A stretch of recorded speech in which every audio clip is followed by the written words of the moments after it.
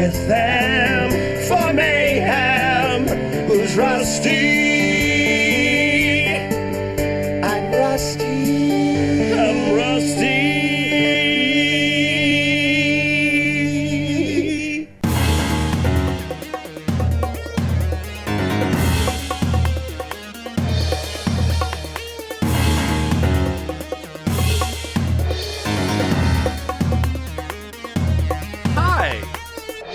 Venture Bros, a Venture Brothers podcast that feels so good to say after so long. Featuring me, your host is always Bryan. Scare Bear. Oh my god, I'm so glad I didn't go with my original one for Brok. Dressel. With me, as always, is Graham, not Nick, Mason. Cool. Matt, Smurfs lay eggs, Dykes. And Brok, Toaster Face Holiday. Hi. Is Toaster Face one of them? Toaster Face is he's from the Halloween episode of Venture Brothers. He's like the guy. Yeah. Oh yeah. Yeah. I love Toaster Face. I think I've seen that once. Oh yeah, I forgot you weren't really on when we were doing that part. I forget how much Matt. Oh wait a was minute, do you mean the Adventure? You mean Adventure? Halloween. Oh yeah. Yeah. So Toast Face. Yeah, I do remember that now. Oh, I called him Toaster Face because on the Venture Brothers wiki he goes by Toaster Face, so he might be Toast Face in the actual show in the wiki. Oh, maybe his name is Toaster Face, but you don't actually get his name because it's like okay. My Pleasure Toast. That's it. It's Pleasure Toast, isn't it? That's right. Yeah. I was just going off the wiki because I was trying to think of the best possible name for Brok, and Toaster Face. It's clearly the only thing that makes sense how I feel for about a person named Brok on a Venture Brothers podcast. Clearly, it's Toaster Face. For some reason, Toast Face Killer is stuck in my head. New rap name, I call it. Now all I'm hearing in my head though is literally just My Pleasure Toast. Oh God. Oh. And then you have to add like that wet. Yeah. And it comes out so slowly. Oh, so gross. Well, I'm glad I made everyone uncomfortable with my nickname for Brok this week. Yeah, I'm leaving now. So for the finale here, I let everybody assign nicknames to everybody else if you couldn't get that, as they were a little bit more disjointed than they used to be back in the day.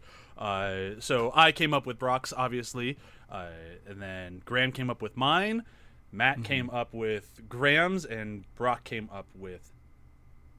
No, I got that wrong, didn't I? Or no, Brok came up with Matt's. There we go. Trying to do that while looking at just 4 lines of sentences made that really confusing. But yeah, I liked it. I think it worked out great. We should have done that the whole fucking show. Let's do it again. Yeah, let's just go through all the episodes again. I mean, it'll be like The Walking Dead. You know, they're going to re-release the entire comic book run, but in color this time. So we'll do the same thing. We'll just do it in black and white. You can hear that, right? I call notes. I mean, that would make sense. I call Bryan's character. Okay. So I mean, my nickname for Graham was literally a bit of a joke for the first few times. Like the first time I was recording, I kept getting Nick and Graham mixed up. Well, at least I wasn't going to put you on blast for that. But if you want to do it to yourself, then Oh yeah, I'll admit that completely. I mean, we do look very similar. You're basically the same person. When we were first recording, I could see Graham. I only saw a picture of Nick. That's true. Okay, that makes sense. It's the voices more than anything. Nick's headshot. Yeah. Oh, forever. Such a seared lovely into my headshot. brain. I do want to mention the lack of Nick in this episode, because it doesn't really feel like Venture Bros without Nick. Since he was here from the beginning, he even recorded a few episodes before Graham jumped on. I think it was just 1 week before Graham jumped on, but yeah, it's unfortunate that Nick's time did not work out for us. He is still very much in baby world and still working on, I don't know what video game, so we'll just call it the next video game, and he has to do a lot of work on the weekends, and it just didn't really work out for getting him on this episode. And I still really wanted to record this episode, and everything kept getting in the way, so eventually I just had to cut my losses and all right, we're gonna get something done, and if it has to be without Nick, then sorry. But he says hi and he wishes he could be here, so there we go. Yeah, Nick who? Yeah, right? Fuck that dude. Originally, this was supposed to be done in person, and we're going to have a great time, but then Matt decided to get the entire world sick with COVID. Thanks a lot, Matt. Son of a bitch. Can't believe you're still sick like 4 months later. That's really fucking rude. This is like I'm on my like 7th or 8th wave now. Such a dick. I know. Really inconsiderate. So let's start diving into this thing. So I really wanted to do a final wrap-up right after we were done with the series, and then that didn't really work out. So we did a few weeks or months of Corona or casual cartoons, a show that was a lot of fun to record, but it was also very time-consuming and difficult just kind of spearheading it on my own. So that show is kind of ended for now, and that's why we're releasing this episode in place of what was supposed to be the final episode. So it kind of works out. We're still talking about cartoons, but, you know, a lot more targeted at what we used to do. I'm not sure if casual cartoons will ever come back. We didn't have that big of a following of it, and I'm really glad that people did enjoy it, the few people who reached out, but unfortunately, I think I'm kind of done with it for now. We'll see what happens after our next show. Maybe it'll come back. Who knows? But to do this finale, we kind of had to break it up into parts. And the way that I thought would be the best way to do it is kind of talk about the show itself, Venture Bros, our podcast, kind of how we got there, what we enjoyed about it, what we learned, what we didn't learn. And then moving past that, we're going to start doing the favorite things. We're going to go through, for longtime listeners of our show, at the end of every episode throughout the seasons, we had a different favorite thing. And we're going to apply all those favorite things to the entire series. And that should be pretty fun. And then moving past there, we're going to have to we're going to have to rank the seasons 1 through 7. How do they rank? Which ones are you listed? Man, I was really looking forward to breaking down every episode of every season. Well, you did that. Until the end of time. You've already done that. There's quite the history of that. If you Starting now. So the Terrible Secret of Turtle Bay. Everybody ready? No. Hold on to your butts.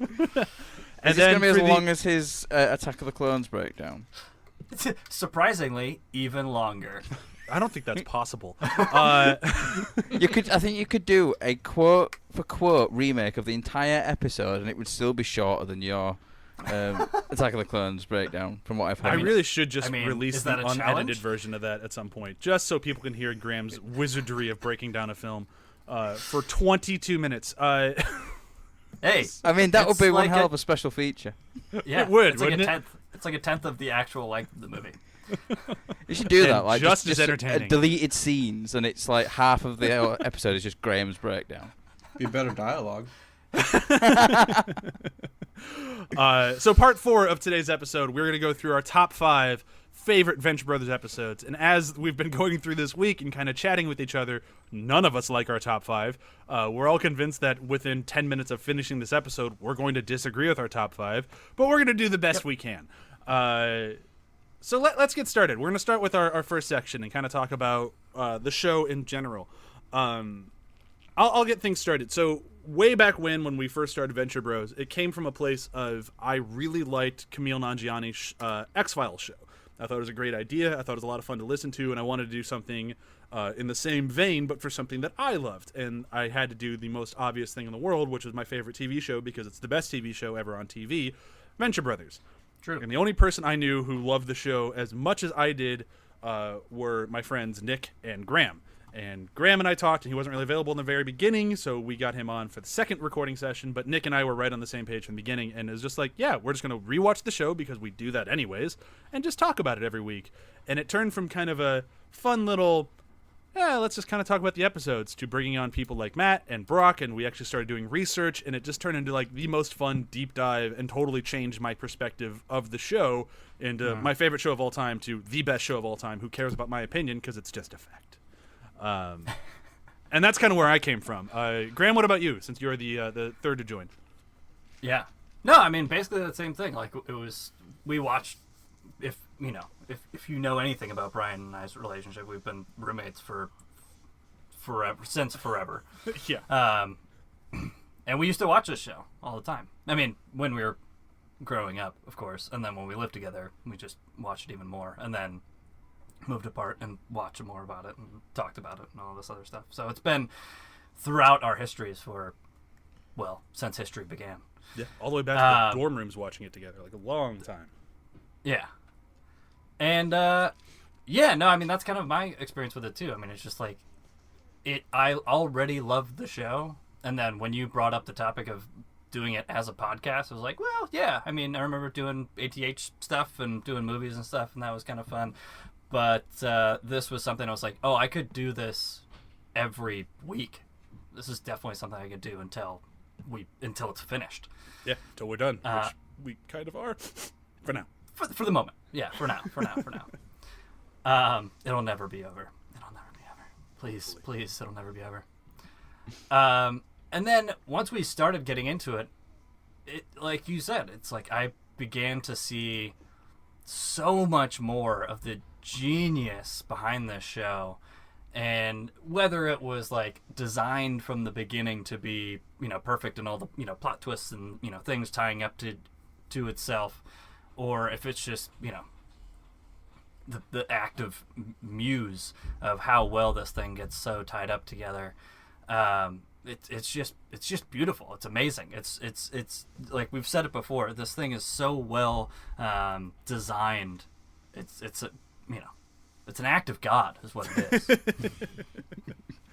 I want to disagree with you, but I really can't. Like the funny thing is, I feel like if we had just kept watching this the way that I'd always watched it, which is just binge, I'm not sure if I would have picked up on the nuances to say that, no, this is an act of God that this show came out. Only kind of joking. It's right, yeah. No, I mean, I'm really glad that we took it. I don't want to say piecemeal, because we did really just kind of like barge into it, but taking it, an episode at a time and going through and really seeing how this thing ties itself together. I mean, there are obviously we'll get there. There are obviously definitely two episodes I could have done without. Yeah. But I mean, come on, out of 7 seasons, 2 episodes that I don't like, that's pretty fucking incredible. Yeah, I think as we went through the show, there was only maybe a few times where like this one just wasn't very good.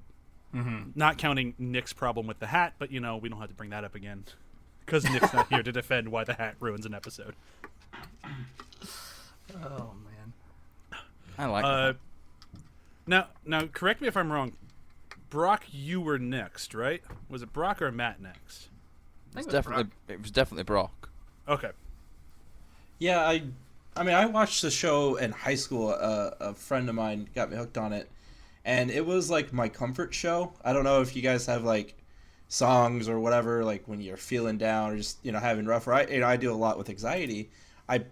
Before I go to bed, pop in a DVD or just watch, even with the commentary on, because the commentary, excuse me, is unbelievable. I love watching them talk about their creation, and so yeah, I love the show. It just hits me the right way. And I saw Bryan's post on Reddit asking for if anybody wanted to help with Venture Bros podcast. I'm like, and I've been trying to like get into either YouTube or podcasting, like trying to find a way to express my love for stuff. And I don't know if I ever told you this, Bryan, but the one thing that made me hesitant on replying to you is I clicked at your profile because they're like, 90s kid, the internet, everyone's going to rape you. Sure, yeah. Thing they tell you. I remember you had you followed like a rat subreddit. Yeah, I was like, that's weird. For a long time, the only thing I did on Reddit was spend time on Reddit because I just like posting photos of my rats and talking to other rat owners. That's the only thing I used Reddit for the longest time. And for whatever reason in my brain, I was like, oh, normal people don't like rats. I don't know if I should answer this. Well, you're not wrong. That's true. That is true. No, but they sniff out minds and stuff. They're very, very useful, intelligent creatures. So I was wrong there, so my bad. It was all an elaborate scheme to get someone to feed to his rats. And and I reached out to you, and you said, yeah, you want somebody to research. I was like, well, hell yeah. I figured like this is where I get my foot in the door, and build relationships and see maybe I'll get an episode or two. You did let me on one. I was god awful. I still feel bad for that to this day. I was so nervous. I had listened to your guys' ATH stuff before, and obviously the Venture Brothers stuff, and I was like, oh, like, these guys are really good. Like they are smart. They're smart, and You're right. We're awesome. Articulate. They know how to get words out, which I cannot do very well. So yeah, I crapped the bed on that, but yeah, we'll move past that. And yeah, I started doing the research, and I always had fun. I remember like I was working a lot at the time because my significant other was finishing getting her master's degree, so we were living on everything I could bring in. With 3 kids, it was crazy. So like all the downtime I had at work or at home, I was like writing in a notebook and then like typing up notes as stuff for the first part. Eventually, I realized the internet's a better source than just my brain, so I'd find posts from other people. But it was so much fun. Like I actually kind of missed watching the episodes, writing down my own notes and thoughts, because I mean it was a way to bond with you guys and revisit the show I love over and over again. Yeah, I still like every now and then I go back through our episodes just to try to just see what I did wrong, what I didn't do wrong, just kind of like doing my own like sports breakdown of where do I need to learn on, where are my weaknesses. And every now and then I'll come across an episode where we forget to thank Brok for doing notes, and every time I'm like, fuck, I'm a bastard. We did it far more often than I care to admit, but thank you now. We can say thanks, Brok, for doing all the research, especially for all those episodes where we forgot to thank you. Absolutely. Oh, no problem at all. I loved being a part of it. Made my breakdown so much longer. Oh, they really did, because all he did was just read whatever Brok wrote. Matt, what about you? I know you've told your story before on Here and After the Hype, but just in case somebody's missed it, I always enjoyed yours. Yeah, I can't remember if I had actually told the story or not. So I'll expand it a little bit though, and I'll talk about my introduction to Venture Brothers. So I came to Venture Brothers. It will have been about 2010-ish, I think. One of my friends at university recommended the show to me because I had stumbled onto Archer, and I was really enjoying that, and I sort of liked the animation. I was talking to him about that, and he said, if you like Archer, you'll love this show called Venture Brothers. It's very similar sort of animation style. You'll really like it. And I said, what's it about? He said, just watch it. You'll really enjoy it. So I found the first season and sort of watched it. Absolutely loved it. First episode I was like, ooh, what is this? But the first episode was Terrible Secret of Turtle Bay. Oof. Terrible episode of terrible anything. Yeah, because I was looking at it thinking the animation style's similar, and I was looking at it thinking the animation style on this looks shit. Like comparing it to like Archer and everything. Like Archer's very sort of pristine, I think, in that sort of sense. Like not so much pristine, but I was watching like HD versions of. Yeah, I was gonna say there's definitely a different era. Yeah, I mean, yeah, Archer has a very clean look. Venture Brothers, even in the later seasons, never was quite as clean as Archer. Yeah. was. I mean, Terrible Secret of Turtle Bay came out in 2003. So I mean, I remember reading somewhere that Terrible Secret of Turtle Bay was done on Flash or something. Yeah, it's all on Flash. Which explains it completely. But I sort of like I'm one person pretty who incredible, actually. Yeah, I'm the kind of person who doesn't give up on a show after just one episode, because I always think, yeah, well, your first episode's always tricky because you've got to set up characters and things like that. I usually give it like 3 or 4 episodes before I'm like, nah, this is rubbish. So I sort of watched the next episode and was like, oh, okay, this is a lot better, is this? And like by the time I got to like episode 2 in quotation marks, with Terrible Secret Turtle Bay being episode 0, I was sort of like in. I am enjoying this. This is a great show. Downloaded all the other seasons that were available at the time. I think it was up to season 3, maybe. May have only been season 2. And I used to watch them like when I was having my tea, dinner. I think it was what you guys call it. Tangent. You can like edit that over the top of. Fair enough. But I was in the weird habit of like having the same meal every evening. So I had this ritual of I would cook this meal, and I'd watch a Venture Brothers episode whilst it was cooking, whilst it was eating. So the early seasons, I actually sort of like there's this weird connection for me with pasta and a creamy tomato pasta bake sauce. I don't understand why. That is so odd. Yeah. Yeah. Again, feel free to cut that out if you want. Oh no, I'm gonna leave in the very awkward. The first 3 seasons of Venture Brothers reminds me of pasta. There's no way I'm going to get rid of that. It's just weird as fuck.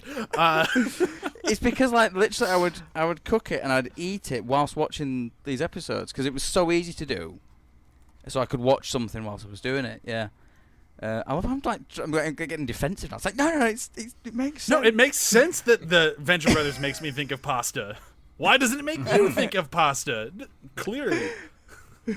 Anyway, so I'd watched it up to like season 3, and then, of course, it being Venture Brothers, there's a huge gap between seasons, and I sort of just forgot about it, and it wasn't till like years later where I was looking through my hard drive and I was like, Venture Brothers, I was like, I wonder if that's still going. And I looked up and I was like, oh my god, there's like another 3 seasons that I can watch of this. Because like, I think season 6 had just finished or something. And downloaded those, watched them again, absolutely loved it. I started from the beginning again, just absolutely loved it. This was probably about 2000, whenever season 6 came out. So what was that, 2016-ish? Something like that, yeah. Yeah, so there was a big-ass gap between like me going from like season 3 then to season 6 to like season 4, and then I was like, I just kept watching it over and over again because like at that point I was like, I absolutely love this show, and I think it's one of the only shows that I've ever got to the end of watching a run through of and then gone right back to the beginning again, and just started again from the beginning. I did that about 3 times in a row when I started watching it again, and yeah, then how I got to the podcast was just dumb luck, really, to be honest. I just started listening to, well, not just started listening to podcasts. I'd started listening to podcasts walking to and from work as opposed to music. Because I don't know, the time seemed to go quicker, and it was like, I'm listening to something, and I'm like gaining knowledge and things like that. And I'd run out of episodes. I do that when I run sometimes, I get it. Yeah, I think it makes it, like, I used to do it on treadmills, like in the gym. I'd watch something like Star Trek episodes on Netflix, and you don't feel like you're doing as much exercise or something, so you feel less tired, but you're actually doing a lot more. Weird. So I'd run out of episodes of like these 2 podcasts I was listening to. So I just started searching for random shit on podcasts, and I was thinking about TV series I liked, and I'd watched an episode of the Venture Brothers that morning as I was getting ready for work, and I just thought. Just came to mind. I was like, oh, Venture Brothers, I'll search for that. And then this podcast just popped up as the top result. Clicked on it. I think you'd done 7 episodes at that point. And I just downloaded. Yeah, you were really early on. It was really early on. And I was thinking if it had been like 7 weeks earlier when I'd run out of episodes, never would have found it. Because it was like. Oh, that's so weird. Yeah. So I like found it. I think I downloaded the first one just to give it a go, and I was like listening to it, and I think I got halfway through the rest of it, and I was like, subscribe, download all the available episodes. And so then you just listen to Nick and I bitch about Secret of Turtle Bay for like yeah, half an hour, and you're like, I want to listen to more of this. Yeah, because I thought I was in the minority, thinking that is a shit episode. What the fuck is that? Because but then I was hearing like someone else's opinion that shared my opinion on it, like how it is really terrible. I was like, I'm not alone. And then it was like I just kept listening to the Venture Brothers ones, and he kept mentioning this after the hype. And I was like, what is this after the hype thing? So I searched for that, found all those episodes. So I was going through like the list of episodes and like downloading the odd 1 or 2 to listen to. And I think the 3rd episode I listened to of the actual after the hype was the Bullet one, and that was the one. Yep.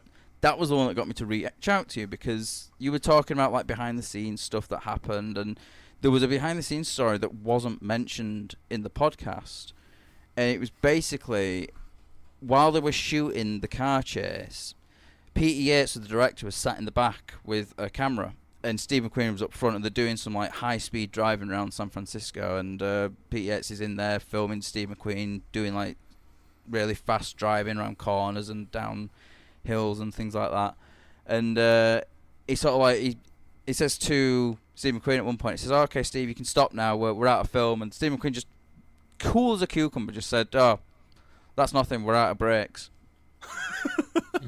And Peter Yates was like, what? It's like, yeah, brakes are gone. But he didn't panic, nothing like that, and he managed to bring the Mustang from something like 60 miles an hour to a complete stop just by changing gears down, like sort of swerving a little bit just to slow it down naturally.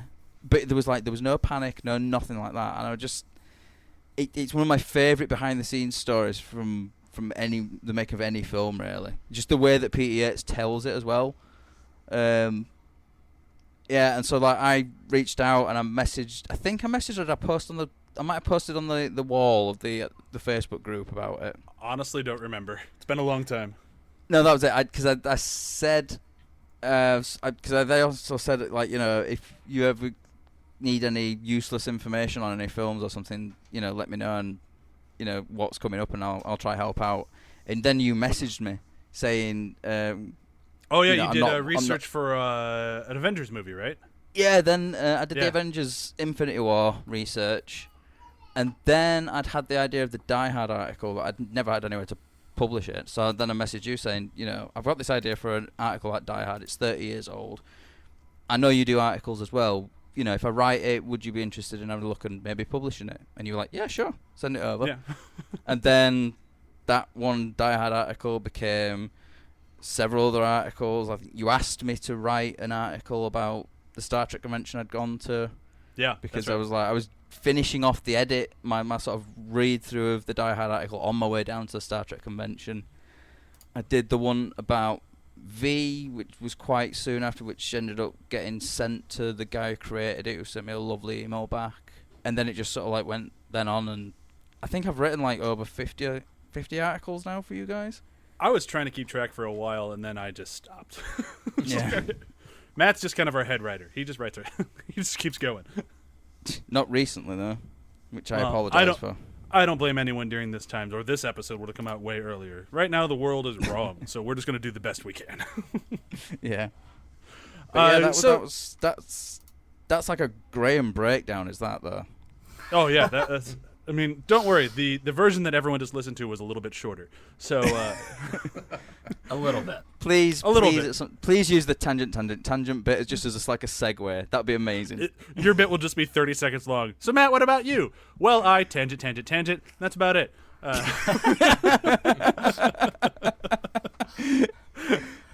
want one a version long of Graham that. breakdown later, and we're here. I'm only. You need to take that soundbite of Graham saying that, and the next time he does an overly long breakdown, just drop that in. What do you mean next time? Hey, we still have a whole other show coming up. Who knows what will happen? So before we start moving into like our favorite bits and stuff like that, I just kind of want to take a little bit of time just to talk about like our memories of recording this show. Not necessarily how we came to Venture Brothers, but how we came to Venture Bros, the podcast. Not how we came here, but just like things we remember about it, like a highlight reel, if you will, of favorite things. And I want to get the ball rolling with what I think was it was probably like our first, not necessarily disagreement, but it was like our first like, wait, what moment? And it's when we were covering the first season, and we got to a week where we're supposed to watch the next 2 episodes for the podcast, and we record the first one, and then we start talking about the next one, and we're like, wait, we all watched a different episode. Yeah. And we realized... I remember that episode. I actually remember listening to that episode.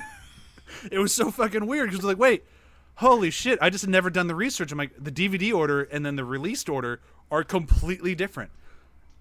And I think surprisingly too, the IMDb order was different too. Like there were 3 different versions. Like we seriously all watched different episodes. I think there's a production order, a DVD order, and then an air date order.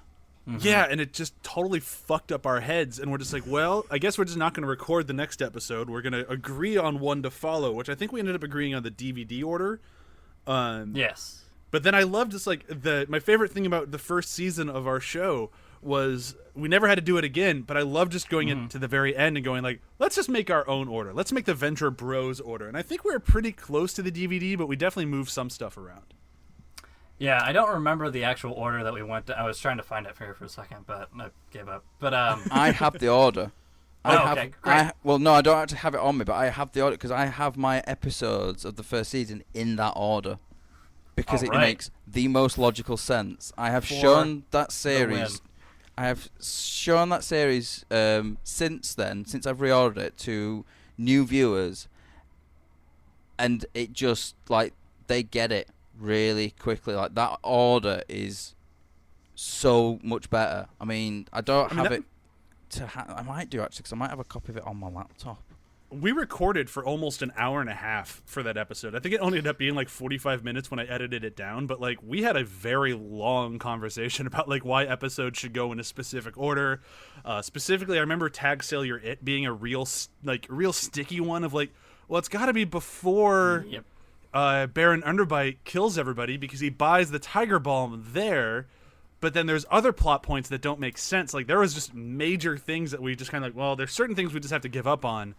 But yeah, there's a lot of introduction. There was a lot of introduction to characters in Tag Sailor. Right? They were like, well, but they reference this later, so it must come before this, but it can't be after this. So, but yeah, I mean, adding to this overall thing of like, no, that's definitely one of my favorite moments of like us going through the show of like how involved we got and like how just I don't know. It was just a beautiful moment for us to like dive into it and be like, okay, let's do this. Let's think about it. Let's reorder this thing. Like you said, like we never had to do it ever again since then. Right. But that was the first time that I really super got invested in like, you know, the overall plot and the characters and everything like that into the show with a group of people, and then from then on out, it was just like super into it. But it's kind of like and I'm not trying to throw shade at other podcasts, but like when I looked into making this show, I tried to like, the first thing I recommend for anyone who's doing a podcast is whatever you come up with, go into the ether and see if it already exists, and then see if you can do better. So again, not trying to throw shade, but I'd seen other shows kind of like ours that all kind of petered out around seasons 3 or 4. And it wasn't until we did that episode where we restacked, and then Matt will tell us the order here in a second, that I'm like, we're going to finish this thing. Like, we are all clearly obsessed with this show. Like, we will go through the end. Like, I knew right then and there that I didn't have to worry about whether or not we'd lose gas. I'm like, nope, we got it. We will finish this show. Matt, what was the order? You got it up for us? Yeah, so you swapped over episodes 1 and 2. So it goes, Careers in Science is the first episode. Dia de los Dangerous is the second episode. Then Incredible Mr Brisby, which is the third episode. And then number 4 is Eeney, Meeney, Miney, Magic. Episode 5 is Are You There, God, It's Me, Dean. Episode 6 is Tag Sail, You're It. Episode 7, Ghosts of the Sargasso. I'm sure I said that wrong. Episode 8, Mid-Life Chrysalis. Episode 9, Ice Station Impossible. Episode 10, Home Insecurity. Episode 11, Past Tense. Episode 12, The Trial of the Monarch. And episode 13, Return to Spider Skull Island. I think like some of the biggest changes were like Home Insecurity is like episode 4 in the original run or something like that. Oh, we threw that way back. And it's just... Yeah, and you Home Insecurity is technically 3 if you consider Terrible Secret to be 0. Okay. Yeah. So like you pushed Home Insecurity way towards the end because it does actually make more sense where it is, because like, you know, with Tag Sail you get an actual introduction to Baron von Underbite. Baron Underbite. Underbite? Baron Underbite. Yeah. No, there's no Von. Nope, no Von, just Baron Underbite. And yeah, it's like you do see him buying the Tiger Balm and stuff like that as well, and it's just, yeah, that order for me, it makes so much more sense now. Like, yeah, because I'm looking at the IMDb order, and it's just like from the order that you just said, that makes logical sense to me. Which of course it does, because that's the order we went with. Yeah, that's what we agreed on. And going through the IMDb, that's the correct order, obviously. Yes. And then going through the IMDb order, it's just like, wait, what? What? But why? It's like Tag Sailor, it's episode 10, is it, or something? Yeah, and the 4th episode is Incredible Mr Brisby. Like, what? Yeah, no You're way. calling back to characters that we don't even know. Like, what the fuck? Why are you introducing Brisby Land already? Anyways. We did a good job. Go us. The favorite part of this podcast for me is how great we are. I mean, I'm glad someone said it. And I will continue to say it. What about somebody else? Can I say one word that'll send shivers down everyone's spine as a memory? Oh, no, I refuse to hear this word. I know exactly where you're going with it. You're gonna bleep this, aren't you? No, I'll leave it in. It's the finale. But if the episode suddenly fails right now, we know why. Spanakopita! I'm not cheering along. I refuse to cheer along that fucking episode. The recording, re-recording, and recording of that episode. Oh my fucking god. It was such a pain in the ass. And then when the episode finally came out, it was far from our best, because it's mostly just us bitching about, like, when I'm sure this thing's going to come out, because fuck this episode. We were just so fed up with it as well. It's like, we started off doing it. Like, I remember the first recording, every time we said the episode name, we're like, Spanakopita! By the end of it, we're just, by the third recording, we're just like, Spanakopita, fucking, this fucking episode.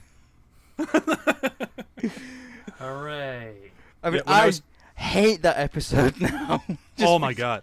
When I was It's trying not a to bad episode. It's just now it's not a good episode. Yeah. when I was trying to come up with my top 5, I've watched that episode so many times, partly because we had to record the episode many fucking times, but partly just because I used to really enjoy the episode, and my wife I was talking to her, and she's like, well, for your top 5, well, you got to include Spanakopita, and I just immediately go, we never speak of Spanakopita. That was one of the first ones that I just, like, removed from my list of episodes. Like, no. That fucking cursed thing. Oh, man. Brok, what about you? Since you weren't on a whole bunch of episodes, did you have any, like, specific memories from doing this that you wanted to bring up? I kind of covered a lot of it with. I just remember having so much fun researching it.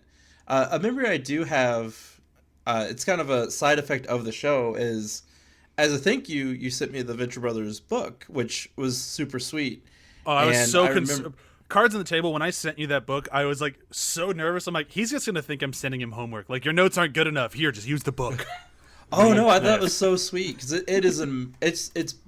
I mean, if you are a Venture Bros fan, you don't own it, buy it. Like, it's so good. And reading, I believe it's Doc Hammer's like passage about how much like, and I don't want to try to say it word for word because I don't remember it, but it's really sweet. But it boils down to like, life is kind of random and whatever, but the fact that people love this thing that I helped create so much, it's why we do it. And I just remember like reading that passage and just like sobbing because I'm like, I really do love your work, and and I also have a very distinct memory of disagreeing strongly that you guys think that Rusty's a bad father. And since I didn't come on any more episodes after the fumbling that I did on the original that I was on, I wanted to debate that so hard because I really think Dr. Venture's a good father, and I need to fight about that. Phrasing. Not a Dr. good father, Venture. not a good father, but he wants I to am be a not good worried Yeah. for your kids, to be honest. He wants to be a good father. He's a broken person who wants to be better than what his dad was. That's what I'm trying to say. I can agree I don't with even that. know about that.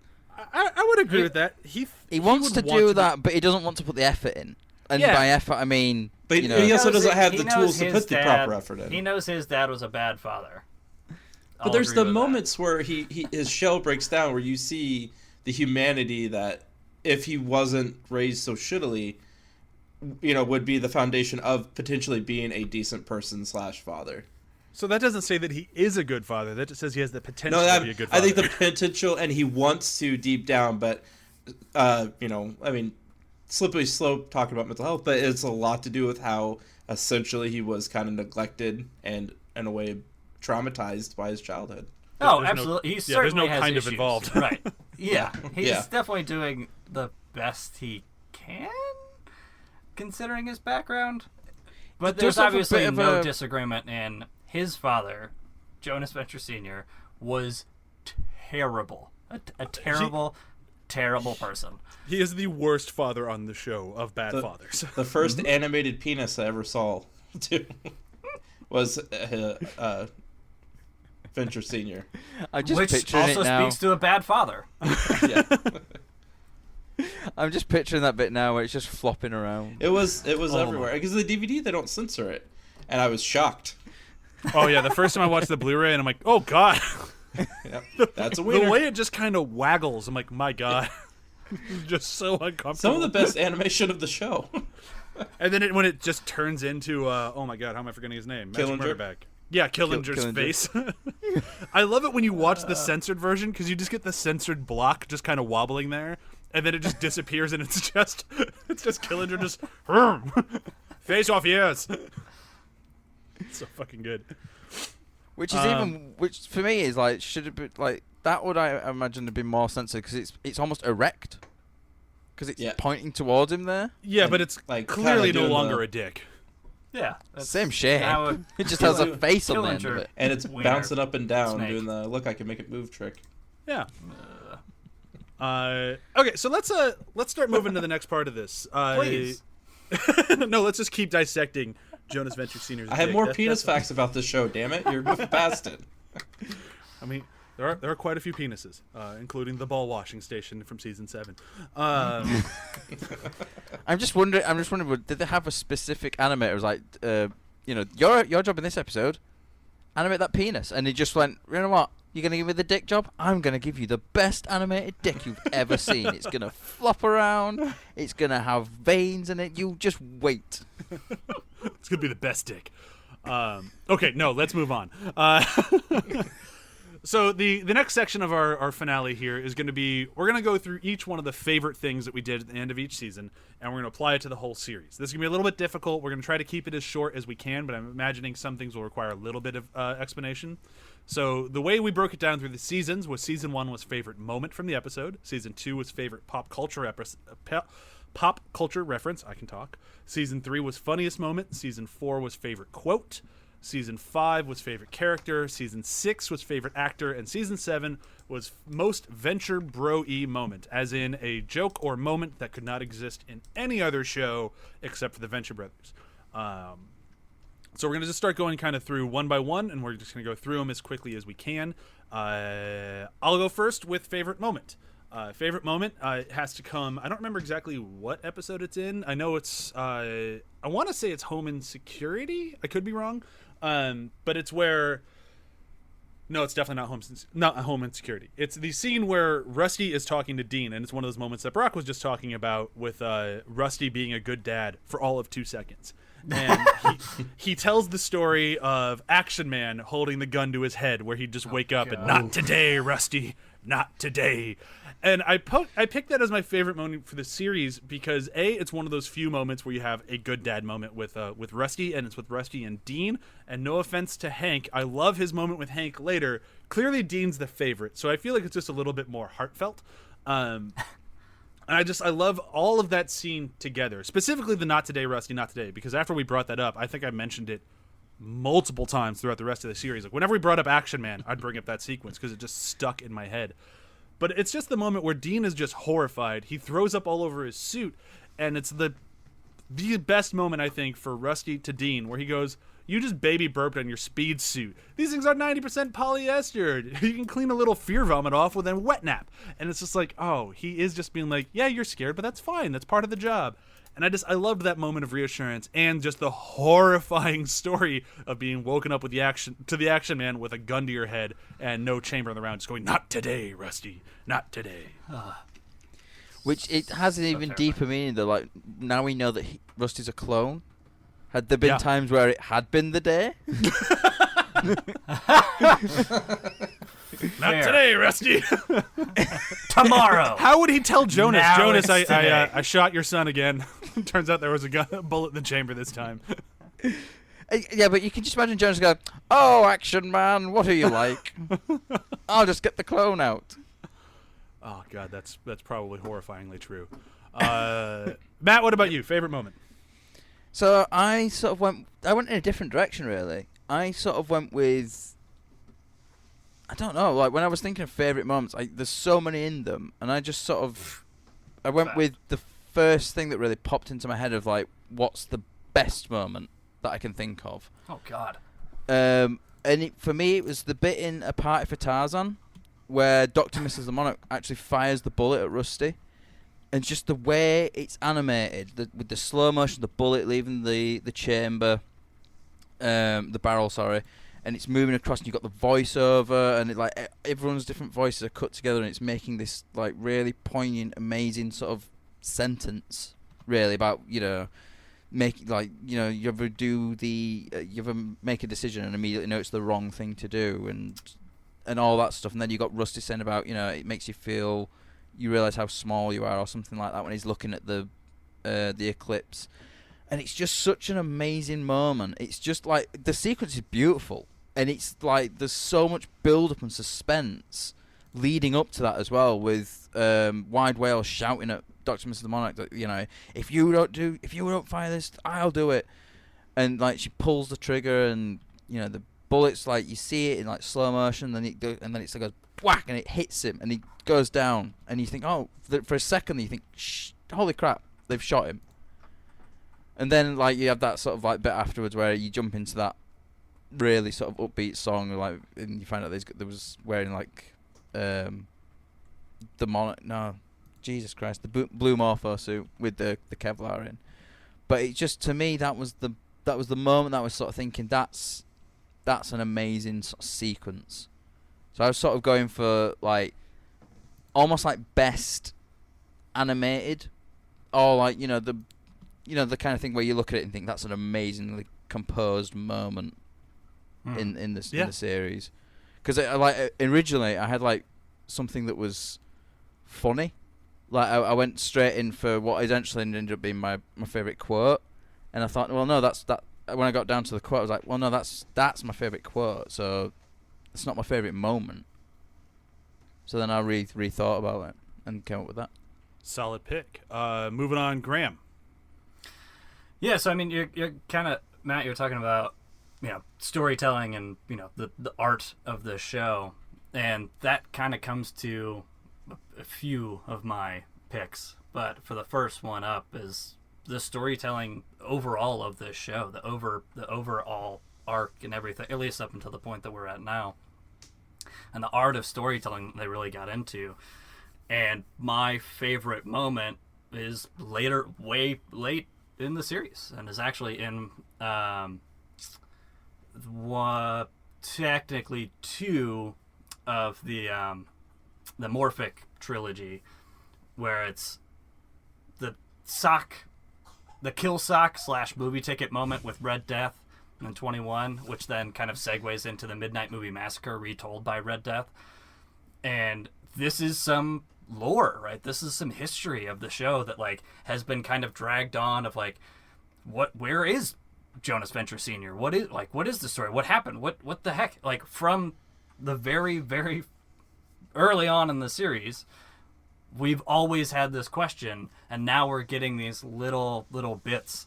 And God, I love Red Death so much. Oh my God, yes.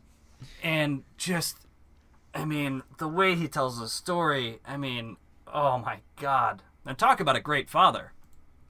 Red Death's your man. Yeah, the only Probably good the father best in the father show. in the whole series. His quote on the playground is one of my favorite quotes of the show. When the Monarch's trying to talk to him about business while he's with his daughter. So oh my God, good. yeah. Well, I think So even good. with 21 later, when 21 and Sheila visit him at home, and 21's like, oh my God, your daughter's as cute as a button. He's like, as cute as her little belly button. And you're like, one, you have no lips or a tongue to actually do that, but that's amazing that you can make that sound. And I mean, aw, that's such a sweet moment. If anyone could, it'd be Red Death. Yep, absolutely.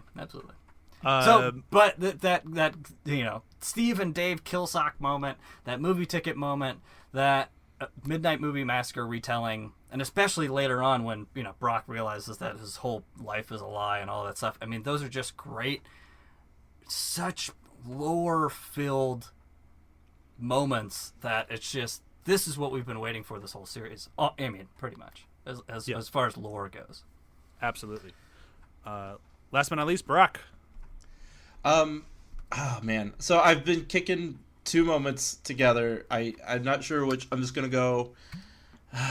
I'll go with the opening scene to season 2, especially before you know the boys are clones. I remember because season 1 for me, friend for high school let me borrow DVDs and watch all the way through them, get there, and then they die. And you're like, and I was sobbing. I'm like, what the fuck? Like, holy shit. And like the music, I don't remember the song they played, but it's perfect. It was perfect for the moment. And it was accidental. They were even trying to kill him, right? If I remember correctly. No, they were not. Yeah, and it was just like a whole shit ton of emotions. And then going in the music they picked, the remix of Everyone's Free to Feel Good, I think. I don't remember the actual name of the song. Everybody's free. Oh, so good. It's because it's a great remix, and all the scenes of Doc basically trying to run away from the reality that his kids are gone. And again, I didn't know at this point that they were clones. And, Brok trying to chase him and make him face reality, and him saying, no, I don't. I want to, live outside of what just happened. I don't want to deal with this. And, especially now as a dad, I'm just like, God, if anything happened to one of my kids, I could see myself running away from reality too. Mm-hmm. And it's just so, in a show that's a cartoon, primarily a comedy, like that's an insanely powerful moment. The animation's great. The music's great. The acting by James Iraniak and Patrick Warburton is so fucking good. The dialogue's great. I mean, it's just, I know it's not like the most Ventry moment necessarily, but it's so perfect. It is, and then it's so hysterically undercut when you find out that, he can just clone his kids. So all he's doing is like, I finally don't have to be a dad. I'm going on vacation. Woohoo!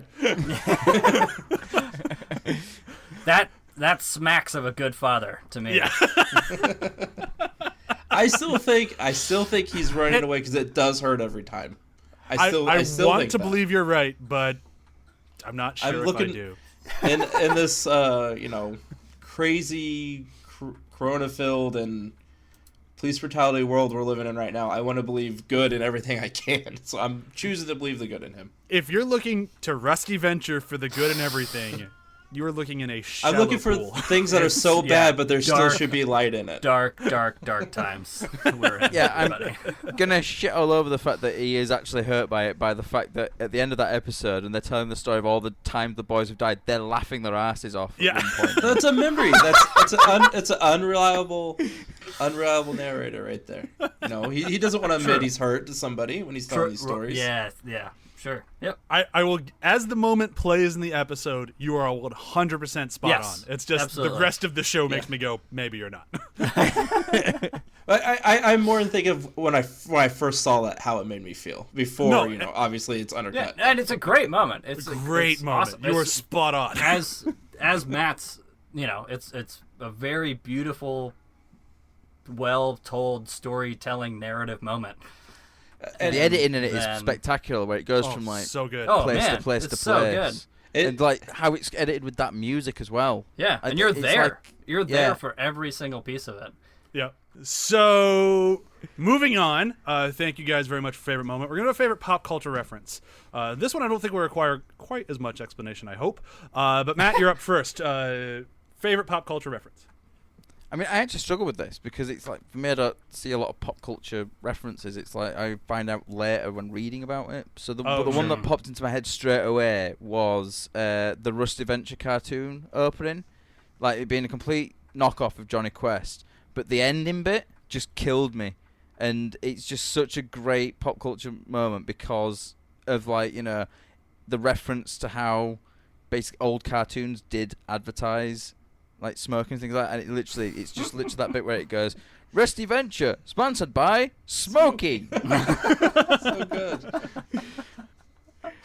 And it's just great, like the Flintstones used to advertise cigarettes, and I've watched the old series of The Twilight Zone, and like just literally in the middle of an episode, Rod Serling like cuts in and is like, let me tell you about the smooth taste of Pall Mall cigarettes. So ridiculous. It's fucking hilarious. It's more hilarious because Pall Mallers are not fucking smooth. Nope. I don't know if it was Pall Mall's the one they said that was smooth. Nah, there's like, they're all just different kinds, but it's on the back of my Blu-ray set, actually in the warnings, it says contains suspense, scary images, and historic cigarette advertising. Good lord. Awesome. Graham, what about you? Favorite pop culture reference? Again, as Matt said, there's so many moments. Every episode is littered with them, and you could spend an entire podcast series of just going through the pop culture references. But as I was going through, just the most recent one that came to my mind was in The Venture Brothers and The Curse of the Haunted Problem, where the Pink Pilgrim is hacking into the mainframe. And he's like, oh, yes, and Acid Burn and Zero Cool will help me with my hacking skills. And you're like, nice. Good hackers reference. That movie was my life growing up. Oh, my God. And just like the little moment in there with this is all it is? Can you just zoom in and say like, "We're in." It's like, yeah, actually, hacking is pretty much just typing. Yeah. I do love the bit where he plugs it in. It's like takes a second to upload. Yeah. Oh, no, Like- it takes like a few minutes to upload. You guys want to get lunch or something? Brok, what about you? Mine, I think it's from Now Museum, Now You Don't. Calling out the racism of like the 1960s and 70s James Bond movies. Oh my god. The Sean Connery one, especially, I think, where Jonas Fincher Sr. is literally just holding his eyes back and saying he's Asian, and just kind of calling out how awful those old James Bond movies are. I was like, what's his line as well? My astute Asian who is at least 6'5". Yeah. Oh my god. Because I remember loving James Bond growing up, and then watching that episode, be like, oh wait, maybe they're not great. Yeah, you definitely have to watch. Oh those god! through a And You Only Live lens. Twice, where they make him up as Yep. Asian. They put a wig on him and like just some like eye things, and Give him it's like, now buck you're Asian. teeth too. I think. I don't know. It's not good. Using Scotch tape on his eyes. Mine is mine's a little bit more simple, but I always go back to it. I just fucking love it. And I was between two, but I'll go with the $6 Million Man. Steve Summers being in love with Sasquatch, just all of that. I just So fucking good. love it. It's so good, and it's just such a random thing to throw in. The Sasquatch is something I've never seen before line makes me laugh every time. Every Oh, come on. fucking Sasquatch doesn't have time. anything you haven't seen. Sasquatch The line is that gets something I me- haven't seen before. The line that gets me more than that though is cost them $6 million. And then you know what they did? They put me to work. They want to be paid back. Do you know how long it takes to get $6 million on a government salary? Steve too Summers in true. this is just so fucking good. I was torn between him and Race Bannon, but Race Bannon's just more of just like a callback, not really much of like Yeah. a pop culture thing. So yeah. the Steve Summers made a little bit more sense. Moving on to funniest moment. Thing that made you laugh the hardest. It can be a quote, can be anything. I believe it is Graham's turn to go first. Oh, man. So, again, just picking up the stuff that's closest to my memory is later on in the seasons. And this was to me, like the culmination of funniest moments was in Arrears in Science, which is in the Morphic trilogy. The whole wrap-up by Sergeant Hatred and Dean of like what's going on to catch Hank up to. It's so good. It takes like 15 seconds, and you're like, "What? Wow, yeah, that's a lot." That is so fucking funny. I had totally forgotten about that moment, but as a funniest moment, it's a bold choice, but it is fucking hysterical. So I can't say you're wrong. Brok, what about you? Funniest moment? The Victor Ecto November when he says, "Brok, why are you naked?" and to feel. Oh God, I just lost the quote. To prey on their fear, move like an animal to feel the kill. And he's covered in blood. Big giant black bar covering his dick. And I think he's like holding a head or something at that point. Just everything about that moment is perfect, and that episode is. I mean, not to spoil things, it's one of my favorites. As everything about it is just so Venture Brothers and great. It's so fucking funny. That would make me next. Mine's going also from season 7, episode 2, I believe. Or no, I think Gramps was episode 3. But mine's also right in that Morphic trilogy, and I was really afraid this is where Graham was going, but it has to be with the Red Death killing the entire room when he's supposed to be going up and taking care of the guards. And just everything about that moment makes me laugh. Sheila and 21 in the elevator coming up, and you can hear the as they get closer to the ceiling, or they get closer to the floor. They walk out, and just the screaming. He's holding the guy by the neck, and the room is secure. How long do we regain consciousness? So fucking good. Matt, what about you? Bastard. Ha! Yes! That was my moment. I'm so happy way. that we have I was so concerned that we weren't going to agree on anything the entire episode. I'm like, oh wow, so that really is the funniest moment. 'cause It's two of us literally thought as you can hear it as the lift is going up, and you hear this like, and the doors open, and you hear, oh hi, the room is secure, and it just like drops. His body just flops to the ground, and then it's just followed with the how long do we have until they regain consciousness? And he's just like, But I'll go with another bit, just a bit earlier in that episode, because I was sort of. My funniest moment was basically these two moments together, I think. Okay. And it's. I know what you're gonna say. Yeah, I'm pretty sure you do as well. It's the bit early on where they're talking about breaking into the OSI Dummy Corp, and it's like, well, I very much like to kill. You get to break into an OSI Dummy Corp and kill. Just that and kill every time. And you've every mentioned that fucking time. as your favorite moment so many times that whenever I replay the episode, I just hear your voice now. Well, didn't like at the end of the episode or something? Didn't like as we were just wrapping up, I just randomly just went and kill. Yep. Yep. I believe that's the last line of that episode. So yes, that tracks. Well, speaking of good quotes, let's move into favorite quotes. It's Brok's turn to go first. Okay. I gotta find a new one because I went with my favorite quote as my favorite moment. No, you can use it. That's fine. Okay. I definitely have repeated my things multiple times. Yeah, that's totally fine. That's which is kind of part of the joke. I'll switch it up and I'll have it. Smurfs lay eggs. That's probably my favorite quote. And in arguing about, obviously she's a mammal. If she was a mammal, she'd be in labor 24/7. Like that whole argument is so. And while everyone's being taken out around them, and they're getting so pissed off about this thing that doesn't matter because it's not even real. It's so perfect. So that quote right there to encapsulate that moment, I think is pretty perfect. That would make me next. I'm not even going to give any setup for my quote because I think my quote speaks for itself.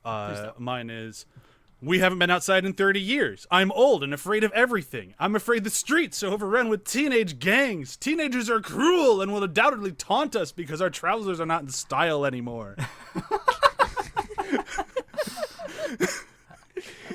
And that might be my favorite quote in anything ever. Teenagers are cruel. I mean, that quote is good because it works and it's accurate. Seriously, it might be, I think, the best thing they wrote in the entirety of this show. It is so goddamn funny. And then it just, raises, Red Dragoon? That's his combined name, right? Because it's Red Mantle and Dragoon. I think so, Red Mantle. Red Dragoon as one of my all-time favorite characters. He was almost, when we get to favorite character, I almost picked him because of that line. I didn't, but I was very close. And that would make it Matt's turn. Ready the acid magnet! Solid choice. Moving just ever so quickly along. I was tempted to do the thing that comes before it, which makes it a bit more funny, like from 21 where it says, "I got my money on acid or a magnet kind of thing," and then just literally smash cut to the Monarch going, "Ready the acid magnet!" But I thought I'd go for the shock value and just yell that at you. No, it worked. Please. Are you all slightly deaf now? I mean, Slightly. you just peaked like crazy, so it just sounds like garbage. But it wasn't any louder to us. Should I do a slightly quieter one then? Just so you've got one that you might be able to drop in there. No, I'm good. Graham, your turn. So I'm also not going to give any intro to mine because I already did in the funniest moment. So, hey, what's the haps?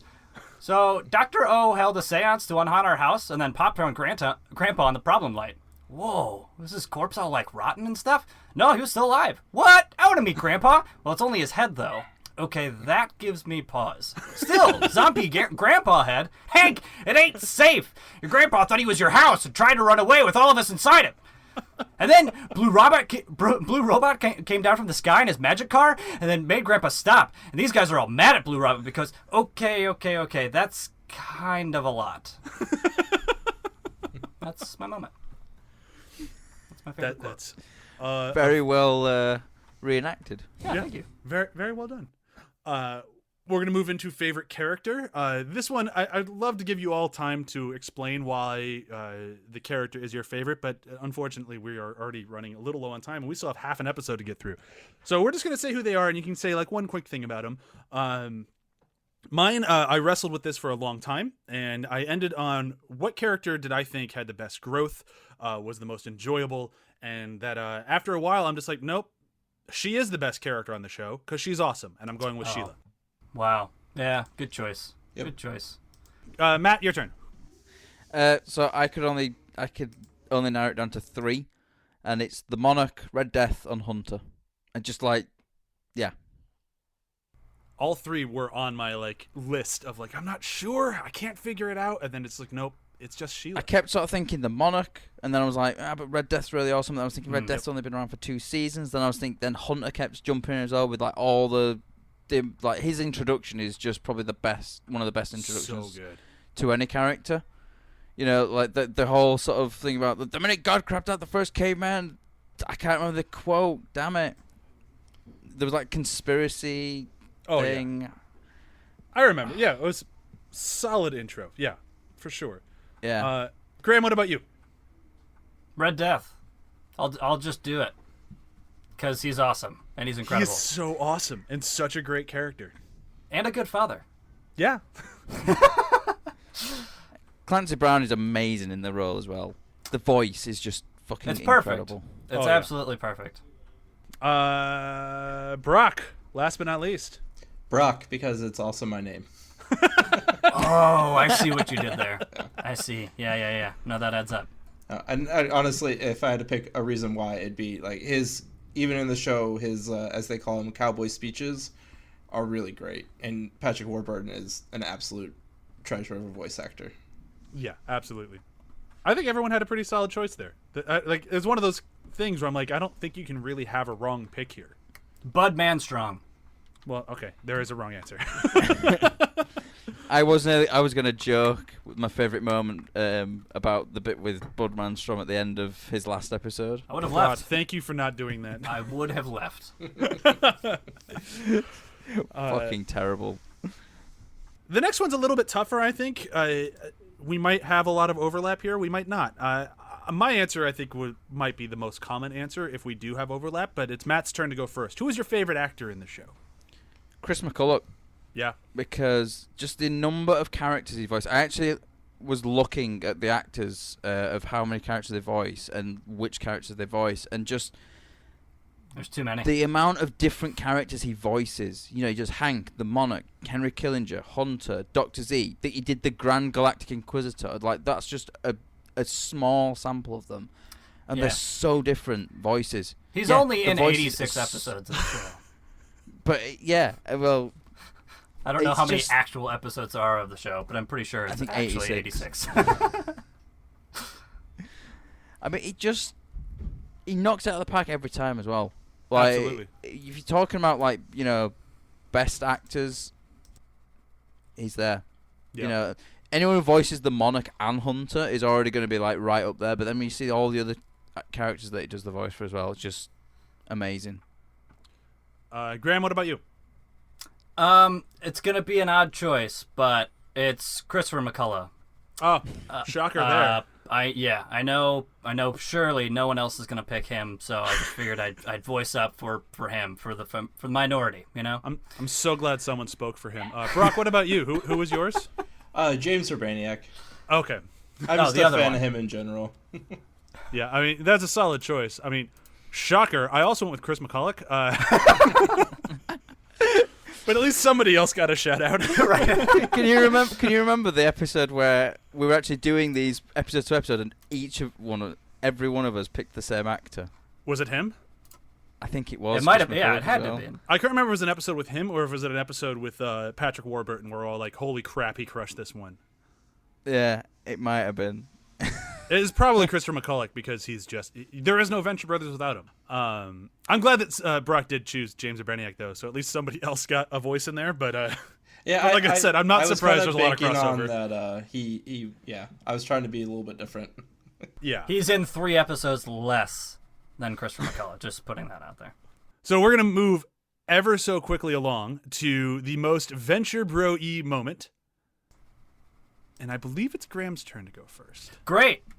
So here's something that you haven't heard from me before. So my favorite Venture Bro-y moment is this part in Arrears in Science, which is part of the Morphic trilogy, which is like the whole wrap-up by Sergeant Hatred and Dean to get Hank up to speed on what's happening.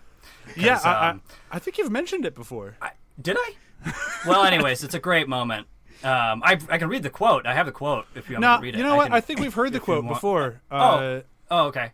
But We've seen the episode, Graham. It's yeah. fine. I think okay. we're good. All right. But anyways, that's the most Venture Bro-y moment because holy crap, if you can find me another show that has that moment in it, go fuck yourself. I believe that'll be the response for most of these moments. At least I hope so. But let's find out. Brok, your turn.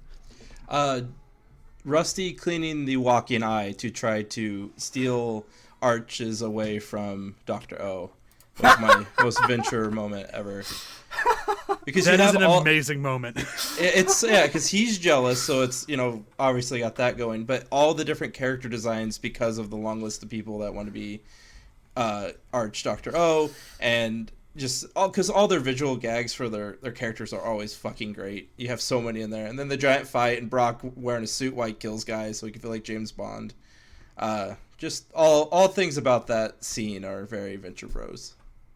It's a great reference to Cool Hand Luke as well, with the scene where the woman's like washing the car and all the prisoners on the chain kind of like looking at it going, oh, and it's like, I love that bit so much. It's so good.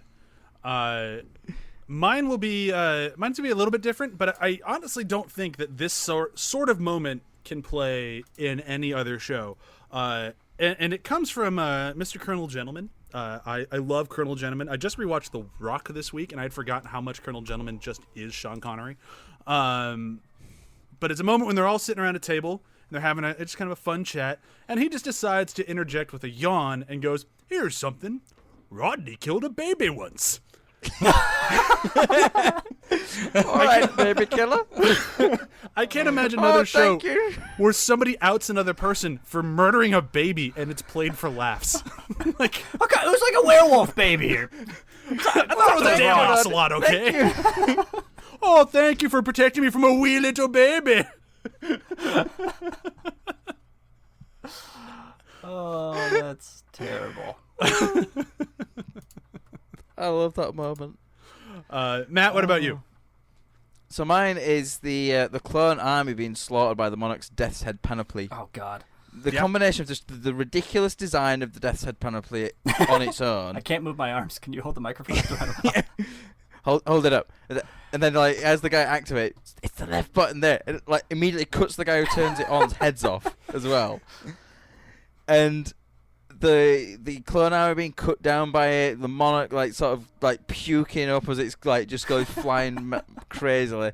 And then Dean, I think it's Dean who shrieks, goes, "Oh, why do I feel like I'm the one who's dying?" I just can't imagine any other series doing that. And if there is another series out there that's doing that, please, somebody write in and tell me, because I need to see this. Yeah, I mean, of course. That'd be insane. Okay, so that is all the favorite moments. We're moving into part 3 of this beast of an episode. This part's going to be a little difficult. I had fully acknowledged. We have to rank the seasons. Like in your favorite, your least favorite to your favorite. So starting the bottom, going to the top. You can explain a little bit. Let's not spend a whole bunch of time going way into it because we did an entire show of that. And for those of you listening, if you're wondering how we throw in the random like mini episodes or like special episodes in between, I'll break that down for you really quick. Terrible Turtle is obviously part of season 1. Very Adventure Christmas is also part of season 1. From Ladle to the Grave, the Shallow Gravy story is part of season 4. Very Adventure Halloween is 5, and All This in Gargantua 2 is part of 6. So that's how they have to be stacked in our rankings when referring to the seasons. And we're still keeping this roundtable thing going, which means Brok gets to kick this one off. I'm sure he's so excited about that. Oh, yeah. Well, so... Start the argument now. Yeah. Other than season 1, just because it, so old and all that, it was bottom for me. The rest are kind of interchangeable. It really just honestly depends on mood. Sure. So starting from the bottom, working my way up to number 1, I went season 1, season 7, season 3, 5, 6, 4, and then 2. Whoa. But again, Different. those and are wrong all at the same time. It just depends on my mood, because certain, like, season 7 is so different than season 3, you know, and it just depends on the mood I'm in. They're almost different shows in a way at that point. So like I said, it just kind of depends on my mood based on how I would rank these. Okay, so that would make me next, and mine's a little bit different, and by a little bit I mean pretty extreme, with the exception I think season 2 we have near the same area. My least favorite season is 5. I've never been a huge fan of 5. There's some brilliant episodes in 5, but as a whole season, it's not my favorite. It's just too much of a transition season for me. So I go 5, 1, 6, 4, 7, 2, 3. See, I feel the way about season 3 that you feel about the other season, or season 5. I felt like there's really good ones in there, but as a whole season, I wasn't as impressed. That's fair. I could see it. Yeah. 5 is fairly low.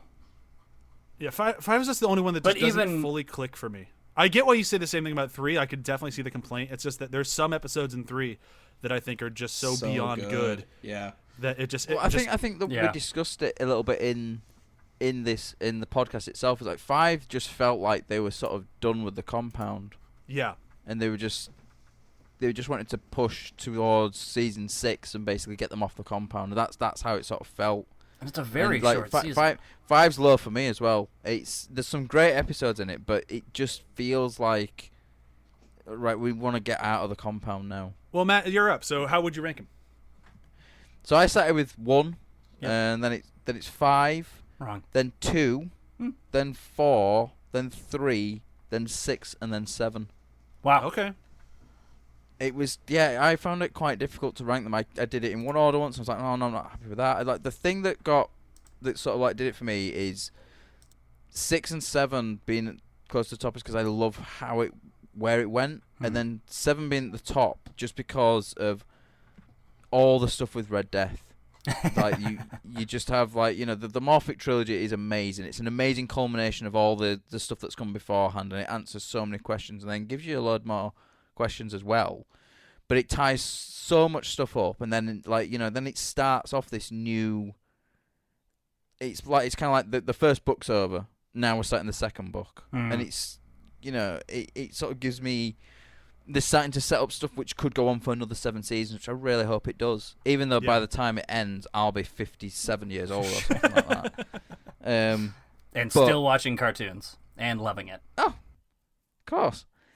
But yeah, it just, for me, I feel very similar, like with 5. 1, I was looking at the episodes, and there are some really great episodes, but looking back, comparing it to the rest of the seasons, you know, they're not as good anymore. They're sort of like, they're a bit rough around the edges and things like that. But having said that, the worst season of the Venture Brothers is still better than the best seasons of most shows. Yeah, that's kind of like, that's where I was at when I'm like, this is really bothering me. I can't really get this stack right. But at the same time, I'm like, the least favorite season is still way better than most everything I watch. Because for me, like, my top 4 and my bottom 3 were a little interchangeable, but like that's where they always kind of stuck. Was I had a bottom 3 and a top 4, and 6 would have been a hell of a lot higher because All This in Gargantua 2 really would have raised it up, and that's why it's the top of the bottom 3. But the rest of that season, just, I don't go back to it. Like, and that's kind of how I stacked it, was like, which ones do I go back to and turn on the most? And 3 is the one I turn on the most often. So that's why it sat at number 1. But who hasn't gone yet? Is it Graham's turn? That'd be me. Yeah. And, Matt, we're pretty much spot on for 5/7 of this. I think we just interchanged 2 and 5. So, for me, bottom to the top, now we're here. Season 1, least favorite. And it's really, like we said, it's a great season, but it's just Turtle Bay, man. Really drags it down. Well. Which the same thing about, which is next, which is season 2. And it's because guess who's coming for dinner? Like, it was such a crap episode that it just pulls the rest of it down. Can I just say, on its own, the episode does have really funny moments, though. Yeah, but funny moments, and then it's like it's just that fucking guy, man. Yeah. I like the Lincoln stuff a little bit. The Lincoln stuff is the whole reason I love the episode. God damn it! No, It's now not you're making me amazing rethink my stuff. stack. I don't want 2 that high anymore. I fucking Yeah. forgot. Bud Manstrong. Remember. I'm swapping 2 and 4. Mine's now 5, 1, 6, 2, 7, 4, 3. So I'll finish mine up. So I think we switched, 2 and 5, Matt. So mine goes Yeah. 1, 2, 5, 4, 3, 6, 7. Yeah, pretty much identical. Yep. Apart from 2 and 5. So since 2 of us agree, that's the right answer if you've been playing along pretty at much. home. Well, yeah. The top 3 is 7, 6, and 3. Yep. I mean, at least I have 3 and 7 are all in my top, are both in my top 3. So I agree with you guys there. There you go. So I think we're just agreeing that they just get better as they go along. God damn, season 7 was so good. Yeah, it is incredible. I mean, and it builds, and they learn, and they get more story marks and things and stuff, and tie everything together, and blah blah. I mean, and like Matt said, it's like they answer a lot of questions, which this show doesn't do often, and then sets up a bunch of stuff for another, hopefully potential 7 seasons. Hopefully. Great. One can hope. Mm-hmm. So unfortunately, that brings us into our last bit here, and this one's going to be a little tough again to try to pick out 5 episodes from all of Venture Brothers that you would list as your top 5. You don't have to go in order. I'm going to, just because I wanted to torture myself when I made this. But I'm interested to see if we have any crossovers at all. I'm kind of hoping we do, and I'm kind of hoping we don't, but we'll see. So this would be... Oh, fuck, it's my turn to go first again. So let's do it. I'll start with number 5. I do the Season 2 finale, Showdown at Cremation Creek, Parts 1 and 2. I'm counting them as one episode because otherwise this list would have been impossible to make. Sure. I know that Hammer says in the book it's not his favorite of his finales. He's not a huge fan of it. I disagree with him. I think he made something amazing here. I think all the references throughout, the characters, the way the story's told, it's just complete insanity. And you might catch a little bit of a theme in mine because I kind of go towards the more insane stuff. So that's my number 5. Number 4, which was, until I rewatched them, was my number 1, was The Doctor Is Sin. I fucking love that episode. It's a good one. And it's just, I don't even go into it. It's just fucking brilliant. Number 3 would be the season 4 premiere, Blood of the Father, Heart of Steel, just because of the way the story is told and all with the GCG rating of the comic book. All of it is just fucking great. I don't want to kill Hitler was one of the lines in the episode, right? Yeah, that's the one. Hitler's I my love friend. Hitler and Hitler loves me. Yeah. So fucking good. My number 2 is the season 5 premiere, What Color Is Your Clean Suit? I did not think that would be in my top 5. I'm not even sure if I thought it would be in my top 10 until we did this show, and I just fucking fell in love with Kate McKinnon's character. Everything she says in that thing makes me laugh. I've gone back to that episode multiple times since we reviewed it just for something to watch to make me laugh. I didn't realize how much I loved it till I started trying to pull out my top 25, and that one kept making the cut every time. And then my number 1, which I think is probably the best thing they've made while this show's been out there, is All This in Gargantua 2. I think that movie episode is just brilliant from beginning to end. I cried so hard at the end of that episode. It's just brilliant. When JJ hugs him, Yeah. and he actually hugs him back, and just the oh, Go man. Team Venture, the last time they see each other, and Doc actually looks a little sad. I'm like, fuck, this is a good episode. So fucking good. Yeah. And it has, finally, Tracer becomes a Hulk. And he has the line, Tracer's a Hulk. Fucking incredible. Now I gotta change my top 5. Son of a... Well, Brok, you have time. You're last. Matt is up next. So mine are in no particular order because I couldn't do them in an order. You know, I did. It took me 4 or 5 attempts to get it down to 5. My first run through, I narrowed it down to 35 episodes. Jesus. I basically just got the list. I found a list online of the episodes, and I went through and I was deleting them one at a time. Okay, that's not as great. That's not as good. That's not good. First run through, 35 episodes.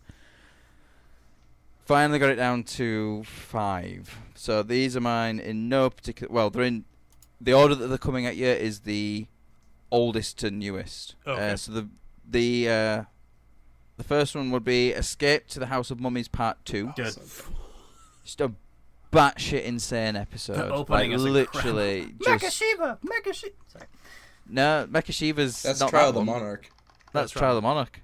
Oh, is it? Oh, that's right. Yeah, it's Mummy Part 2 is Dean where they're start like riding the running around perfect man. Brok has to kill him. Yeah.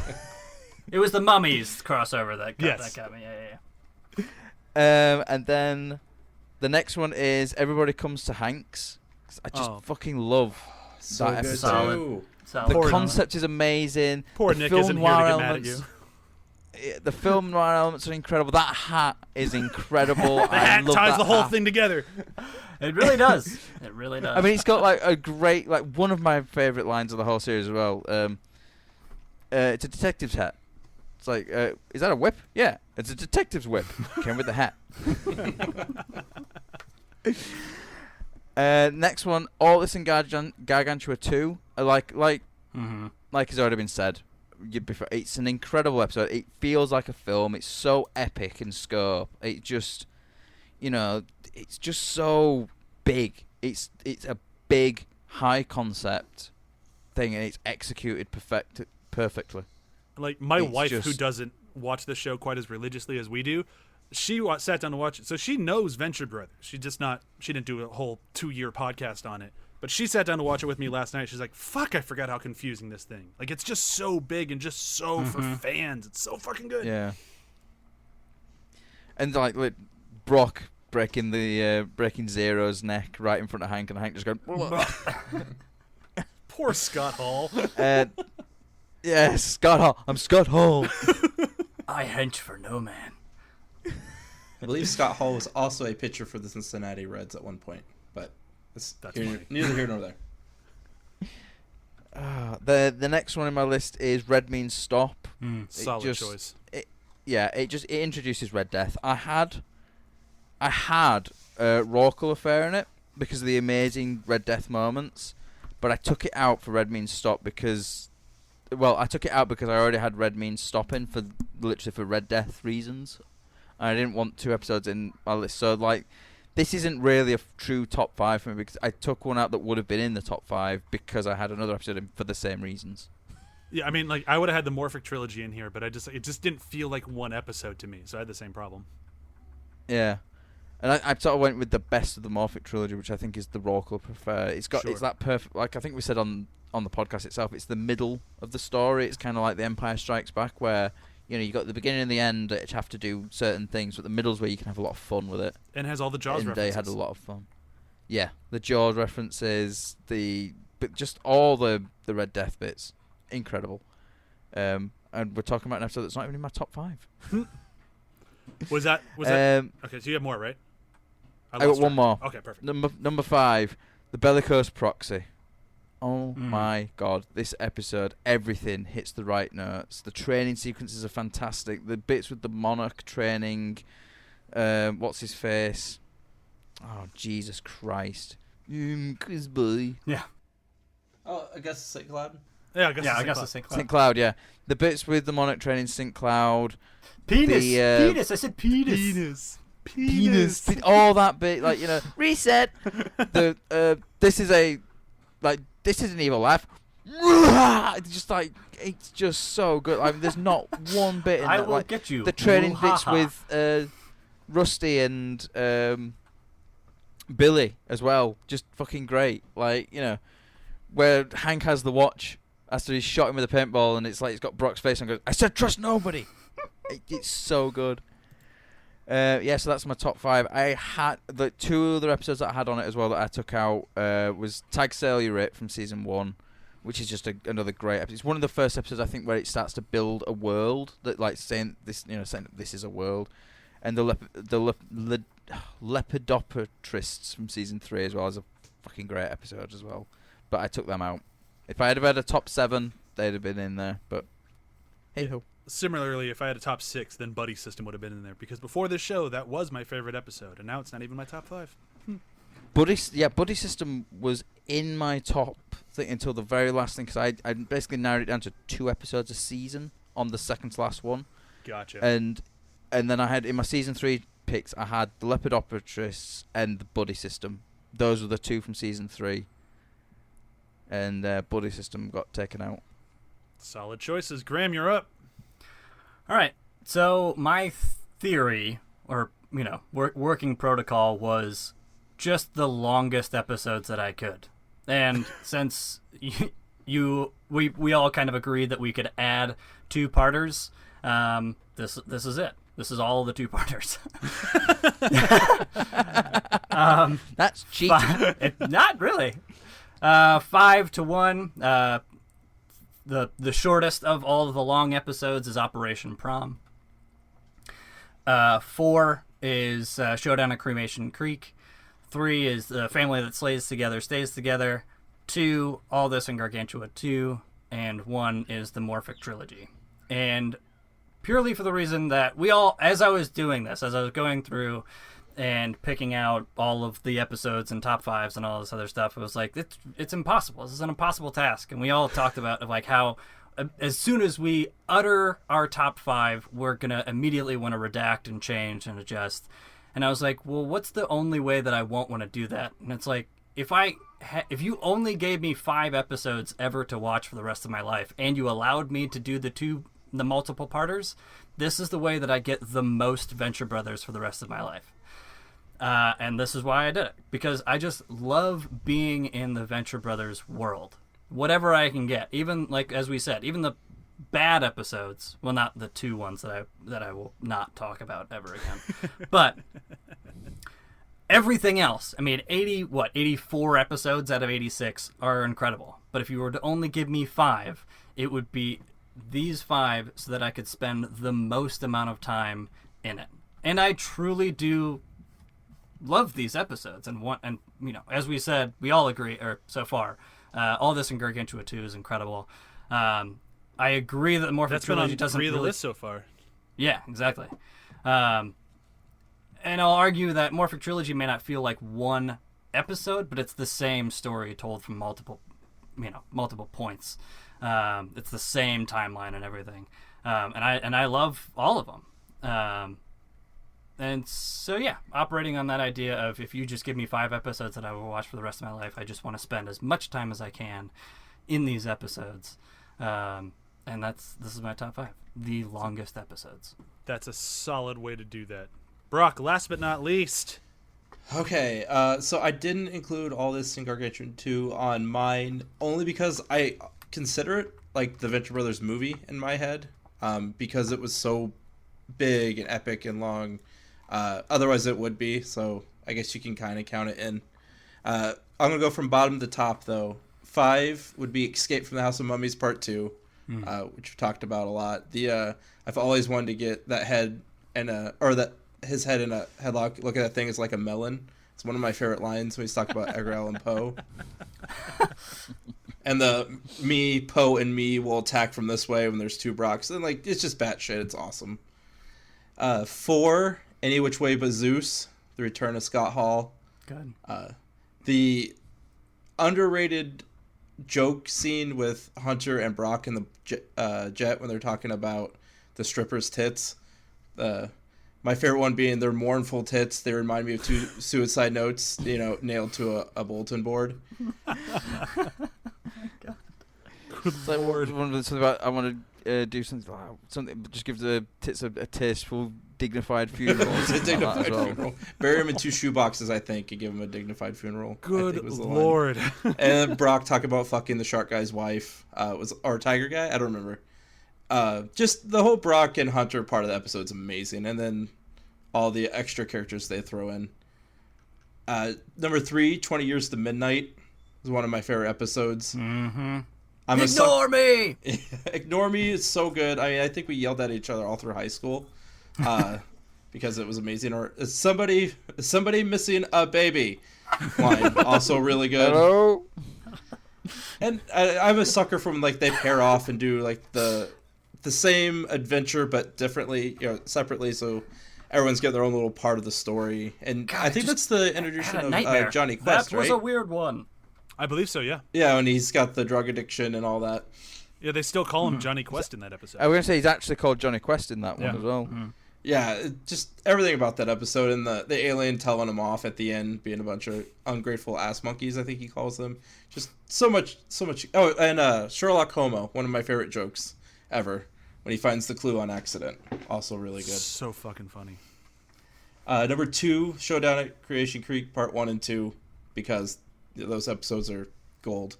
Trying to think. Oh, the Murderfly speech that Brok gives is one of my favorite moments of the entire show. Just all the henchmen just being like, I'll follow you, Brock Sampson. Yeah. I love you, Brock Sampson. I forgive you, Brock Sampson. I forgive you, Brock Sampson. Yeah. And him, Patrick Warburton screaming, "You are no longer butterflies. You are now murderflies." And still, even though it's ridiculous, kind of making it sound badass because he's Patrick Warburton is great. Mm-hmm. Yep. Oh, Russian Guyevich. And Russian Guyevich, I was going to say. I am how you say Russian Guyevich. And my favorite episode, I don't know if this will ever change. Victor Echo November is by far my favorite episode. Just because you get a good combination of action, character development, kind of the world with the guild and how it all operates and works. It's a perfect mixture of all the things that make the show great for me. That Victor totally Echo November is the one where Phantom Limb puts the kill order on. Yep. And the boys go on the first double date, and very end, she says, "I'm going to be a supervillain." He goes, "I'm going to be Batman." It's just so good. I quote that episode. My favorite bit in that bit is where Brok just comes up behind the Monarch in the toilet, and Monarch's like, "Hello, Brok." Nice ass, Samson. Yeah, and then when he goes back under the thing, he's like, "Nice ass, Samson." For me, the two best parts in that episode are with the boys, and it's the "Did you dab? I dab. Stop saying dab." And then feels like somebody with the fevers yelling at my pants. Yes, that one right there. Some of the fevers yelling at my pants. We got to get one of these at home. I like the bit where he sets his trousers on fire and he's like, "Throw water on it." No, that's what got us into this in the first place. You're wailing on my junk. Yeah, great, solid choice, Brok. Solid choice. But unfortunately, that would bring Venture Brothers podcast to a close. For now. Womp womp. I will say, as of this moment right now, when season 8 comes out, whenever that is, I fully intend to fire up the show again. I don't know when that's happening. I don't know where we'll be. I don't know what will be going on. But as of right now, it is my intention to continue covering Venture Brothers when there is Venture Brothers to cover. I just don't know when that's going to be again. So I would stop holding your breath now, because you'll die. Sorry. Glad I let you all know to not die. However, if you would like to continue listening to us, we would love to have you, as 3 of the people that you're listening to right now are starting a new show here in the next 2 weeks, and it's called Welcome to You Are Doom, the Frisky Dingo podcast, where we'll do the exact same thing that we did here, but for Frisky Dingo. The show will be a little bit different because the format was a little bit different, a lot shorter episodes. So we'll be covering 2 episodes per podcast. So it'll take about 6 months. We plan on releasing weekly on Monday in this exact same feed. You can follow along with me, Graham, Matt, and possibly another person. I haven't really decided yet. It could just be the 3 of us, might not be. We're kind of figuring that part out. But we have the rest of the format down. So it'll be very similar to this show. If you enjoyed this one, you will enjoy the next one. And if you haven't seen Frisky Dingo, you now have 2 weeks to watch like 10 hours of material. Maybe. Go. Like, you have time to catch up between now and when we start the show. So go do that, because it's fucking great. Is it Venture Brothers? No, but there is no other Venture Brothers. So we'll just do the best we can that isn't Venture Brothers, which is Frisky Dingo. Beyond that, I think I just owe everybody who's been talking to me for the past almost 2 hours of this podcast a big thank you. Thank you to Graham, Matt, and Brok for joining me on this insane adventure. And Nick, of course, who couldn't join us today. This has been a blast. I've been doing podcasting for 10 years. This has been the most fun podcast I've done. And I probably shouldn't say that as also owning the ATH network with After the Hype, but holy shit, this was so much fun. I got to meet new people. I got to talk about my favorite show. This was a blast. I hope you guys had as much fun as I did. I mean, I got friendships because of this. I have, This is an international podcast, man. This is around the world. I got to actually go to LA because of this podcast. I never would have gone to LA on my own, not knowing people over there, and just like yeah, this podcast literally it does sound gave me one of lame, the best but experiences of my life. It really is the friends you make along the way, like getting to know everybody, Matt, Bryan, that I talk to, pretty often. John, through all this the show is obviously great, but like getting to meet wonderful people that I never would have met otherwise has honestly been the best part. And you got your own podcast out of it. I do, somehow, even though I was probably the worst guest you ever had on the Venture Brothers. I can smell potential through podcast airwaves. And I do appreciate it, because also Damage Boost itself has been a way to make friends as well. And just get to experience new things, and it's been wonderful. Yeah. Well, I was just thinking just now, I've been on every podcast apart from Demon Days that you do. Yeah. Technically, it's okay, John. I Won't was let me on there because I asked a question. Yeah, getting on Demon Days is a little difficult. I technically could probably try to force you on an episode. Give me time. I bet I can do it. In fact, I know I can do it. Technically, I have been on Samwise because I asked a question. And me too. Funnily enough, the question I asked had me make the decision of I'm going to LA. That's awesome. So this is in a normal podcast where we'd usually do plugs, but I don't feel like doing plugs. This was a Venture Brothers episode, and I feel like we should just leave it at that. I will say thanks again to everybody who recorded, but the biggest thanks of all goes to you, the listener. You have made this show the biggest show on the HH Network. So thank you so much for listening and to encouraging us to keep going with this thing. I've gotten lots of emails from fans. I hope you come along with us to Frisky Dingo. Thanks again to Graham, Matt, and Brok, and to Nick, who couldn't be here today, and to everyone who has put up with me talking about Venture Brothers relentlessly for so long and then actually wanted to listen to me on a podcast. This has been great. Thank you very much. Goodbye. Be good people. And kill.